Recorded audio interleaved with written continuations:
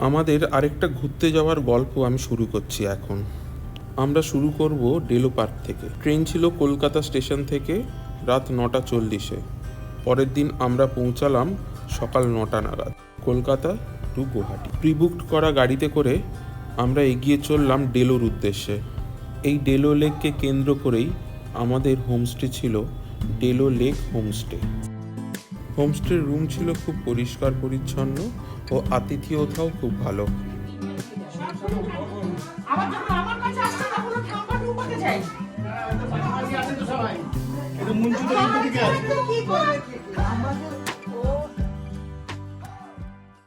এখন আমরা বেরোচ্ছি ডেলো পার্ক ঘোরার উদ্দেশ্যে। মন মুগ্ধ করা পরিবেশ, একসাথে অনেকটা ভালো লাগা বুঝতে গেলে এখানে আসতে হবে।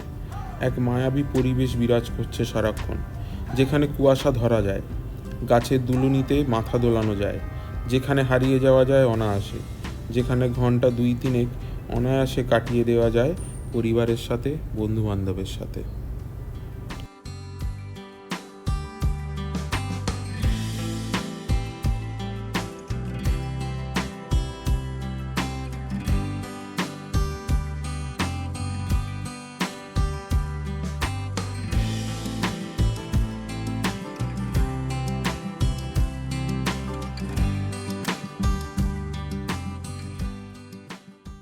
এই ফুলগুলোর এত সুন্দর রং, 3-4 রকমের রং দেখেছি আমরা এই ফুলের মধ্যে।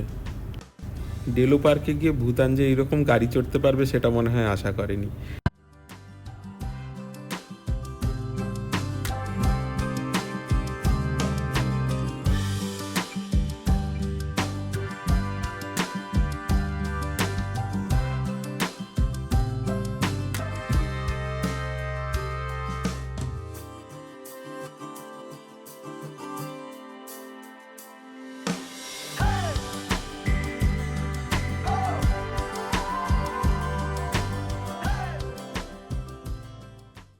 পরের দিন সকালে আমরা যাত্রা শুরু করলাম ঋষভের উদ্দেশ্যে।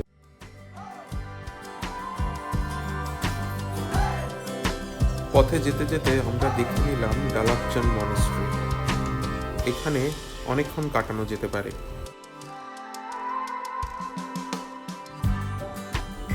মনেস্ট্রি দেখে নিয়ে আমরা এখন যাচ্ছি নকদারা লেক দেখতে। লেকে রয়েছে রঙিন মাছ আর আছে সুসজ্জিত ময়ূরপঙ্খী বোট।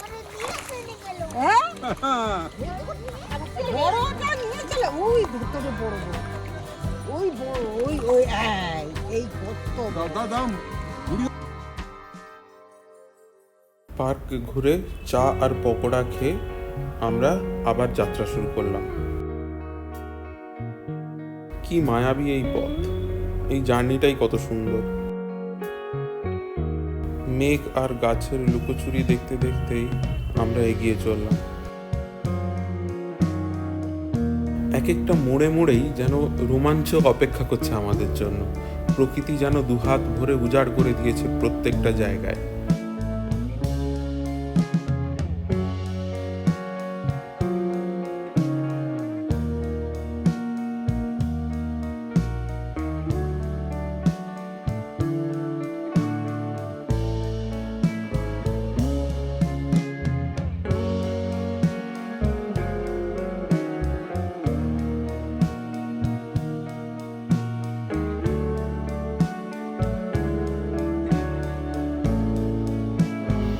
মা এক্ষুনি এক লাইনের একটা গল্প শুরু করবে, সেই বড় বাঘ। বাঘটার যে কবে বড় হবে ভগবান জানে। সেই বড় বাঘ,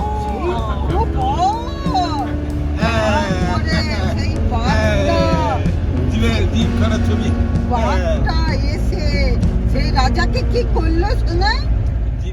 কালিম্পং ও লাভার যোগাযোগকারী রাস্তার ওপর 6 মাইল পয়েন্ট থেকে ওপরের দিকে উঠে ঋষভ পৌঁছাতে হয়। 6 মাইল পয়েন্টে খানিকক্ষণ চা খেয়ে সময় কাটিয়ে আমরা এসে পৌঁছালাম মনীষা ইকো রিসর্টে। এখানেই আমরা 2 দিন স্টে করব।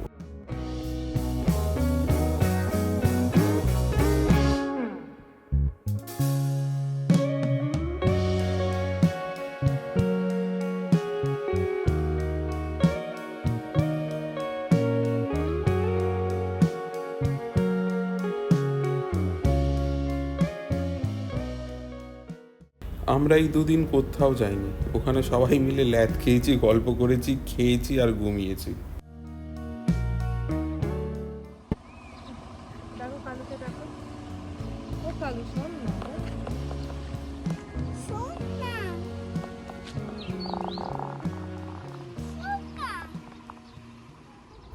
রাস্তার এই জায়গাটা আমার খুব প্রিয় ছিল। বেশ এক জায়গায় দাঁড়ালে দুই দিক থেকে দুটো জায়গায় দেখা যায়, কি সুন্দর।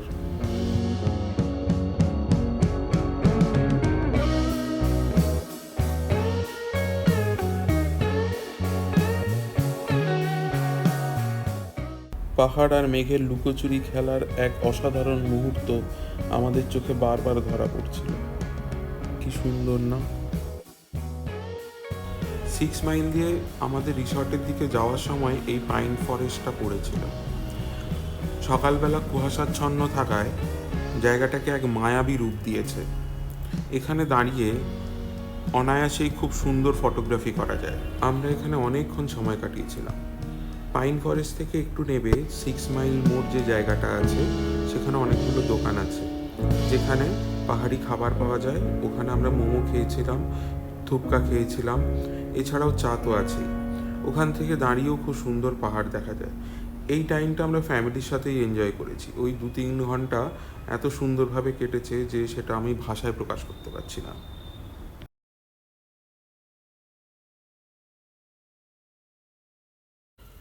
এটা পরের দিন সকালে। ঋষভে 2 দিন থেকে পাইন, প্রজাপতি, রঙিন মাছের সাথে সময় কাটিয়ে আমরা আজকে যাব কোলাখামে। কোলাখাম কালিম্পংয়ের একটি অফবিট। লাভার ওপর দিয়ে যেতে হয়। লাভা বাস স্ট্যান্ড ক্রস করার সময় আমি গুড্ডুদিকে এক ঝলক দেখতে পেয়েছিলাম। অভিষেক দাকে দেখলাম না, একটু পরেই এলেন। বউ ছেলের পরিষেবা জোগাড় করতে পাশেই ছিলেন। এরপর আমরা সবাই মিলে লাভা মনেস্ট্রি দেখতে গেলাম। মনেস্ট্রির পরিবেশ অত্যন্ত মনোরম। এর প্রাঙ্গণটি বেশ বিস্তৃত, উন্মুক্ত এবং সুরক্ষিত। ছোটদের হুড়োহুড়ি করার জন্য আদর্শ জায়গা। ভুতান ও গুড্ডুদির ছেলে সে সুযোগের পুরো সদ্ব্যবহার করেছিল।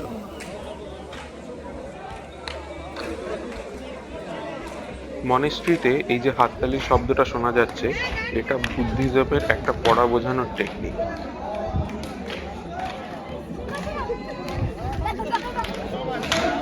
এত সুন্দর পরিবেশে অনেকক্ষণ বসে থাকা যায়। চারিদিকে কুয়াশা, তার মধ্যে থেকে মনেস্ট্রি ফুটে বেরোচ্ছে যেন।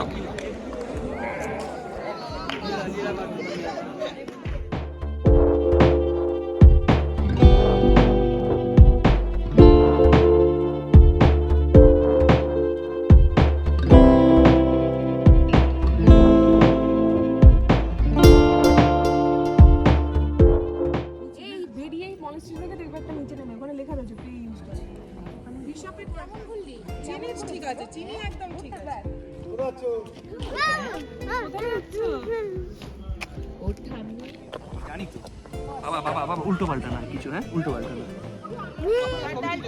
ছবি তুলছে, ছবি তুলছে। ওরা বাঙালি নয়, হাঁটতে পারে। মনেস্ট্রির সার্বিক সৌন্দর্য সাথে নিয়েই আমরা লাভা থেকে বেরোলাম। এবার আমাদের গন্তব্য কোলাখাম। লাভা থেকে ছাঙ্গের দূরত্ব 14 কিলোমিটার আর কোলাখাম 8 কিলোমিটার। রাস্তাটি মোটেই আরামপ্রদ নয়। গাড়ির রাস্তার শেষ প্রান্তে গাড়ি রেখে প্রায় 1 কিলোমিটার নিচে নামতে হয় ছাঙ্গে ওয়াটারফলে পৌঁছানোর জন্য। আমাদের 11 জনের গ্রুপ। অতদূর নিচে নেবে কেউই ছাঙ্গে ফলস দেখতে যেতে পারবে না। সুতরাং আমি আর আমার গিন্নি লাঠি নির্ভর করে নিচে নামলাম। প্রায় 1 কিলোমিটার নিচে নেমে কাঙ্ক্ষিত স্থানে আমরা পৌঁছালাম। এটি পশ্চিমবঙ্গের সর্বোচ্চ জলপ্রপাত। প্রায় 400 ফুট ওপর থেকে জল নিচে পড়ে কোনো এক জায়গায় অদৃশ্য হয়ে যাচ্ছে।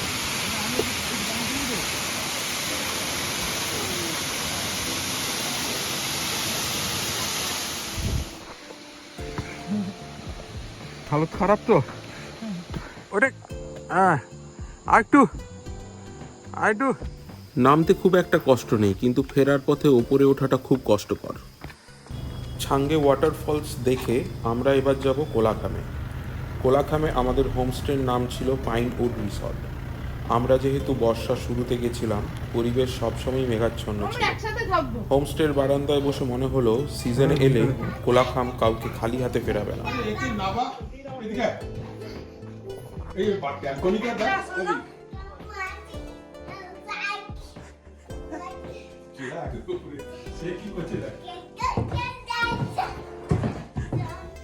এইগুলো পেয়ে গেছে।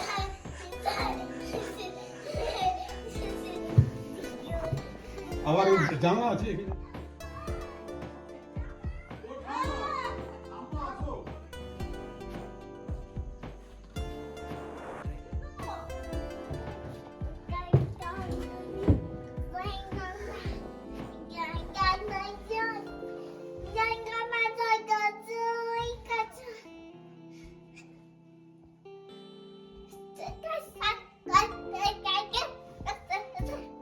বলু কেমন আছে ঘরটা?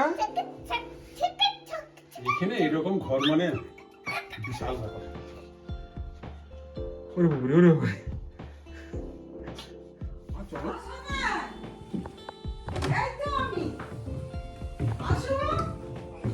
আরে দেখো আবার উঠে গেল।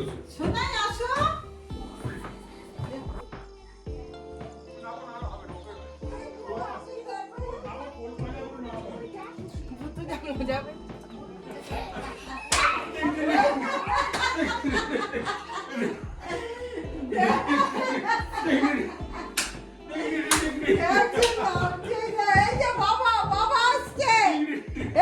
দেখ কি করছে, এই যে বাবা,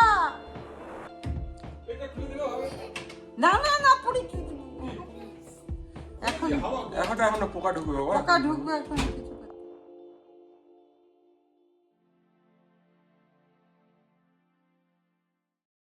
কোলাখামের এই রিসর্টে বারান্দা, বেডরুম, খাওয়ার জায়গা, রাস্তা যেখানেই থাকুন না কেন প্রকৃতিকে দু চোখ ভরে অনুভব করতে পারবেন। কিন্তু আফসোস, এহেন কোলাখামে আমরা 12 ঘন্টারও বেশি থাকতে পারিনি।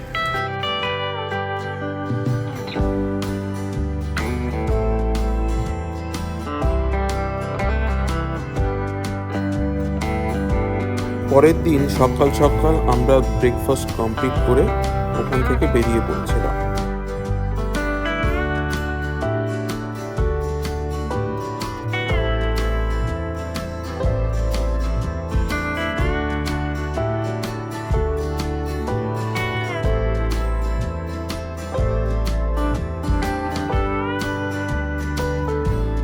আমরা এখন যাচ্ছি ভোরের আলো রিসর্টে। ভোরের আলো রিসর্ট নিউ জলপাইগুড়িতে। আমাদের ট্রেন যেহেতু নিউ জলপাইগুড়ি থেকে, তাই আমরা ভোরের আলো রিসর্টটা সিলেক্ট করেছিলাম রাত্রিটা ওখানে থাকবো বলে। খুব সুন্দর জায়গা, গেলেই বুঝতে পারবেন।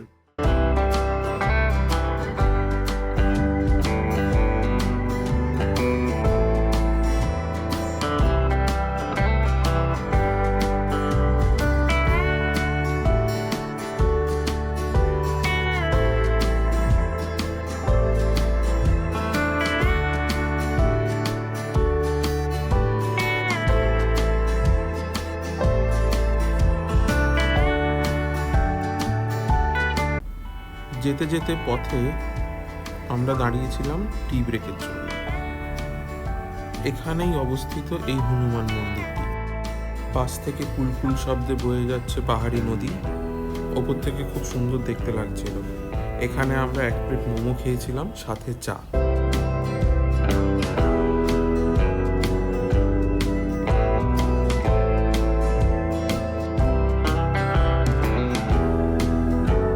তিস্তা ব্যারেজের ওপর দিয়ে আমরা এখন যাচ্ছি। তিস্তা ব্যারেজ ক্রস করেই আমরা একটু দাঁড়াবো। সকালবেলার লাঞ্চটা আমরা এখানেই সারবো। তিস্তা ব্যারেজ ক্রস করেই একটা জায়গা আছে যেখানে অনেক রকমের মাছ পাওয়া যায়। ওখানে মাছের বাজারও বসে।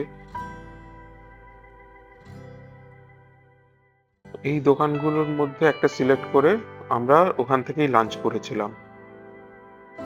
আমরা এসে পৌঁছালাম ভোরের আলো রিসর্টে। এটা জলপাইগুড়িতে, জলপাইগুড়ির কাজলডোবায়।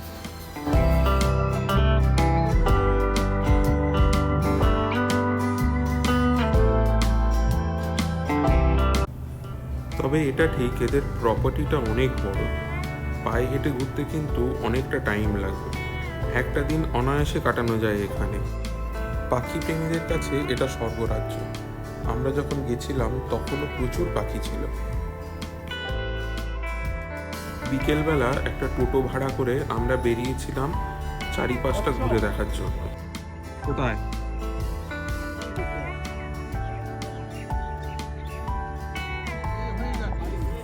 তিস্তা ব্যারেজের ওপরে একটা গেট খোলা ছিল।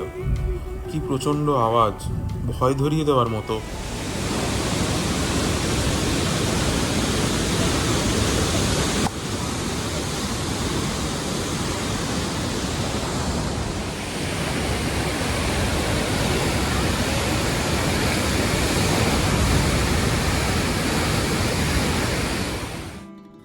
খাওয়া দাওয়ার মান এখানে বড্ড ভালো।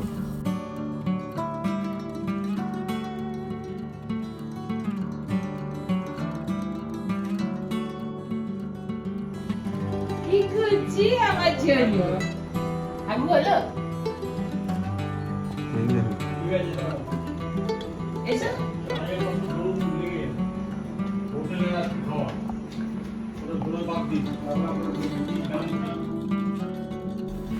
সকালবেলা ব্রেকফাস্ট করে আমরা বেরিয়ে পড়লাম ট্রেন ধরার জন্য।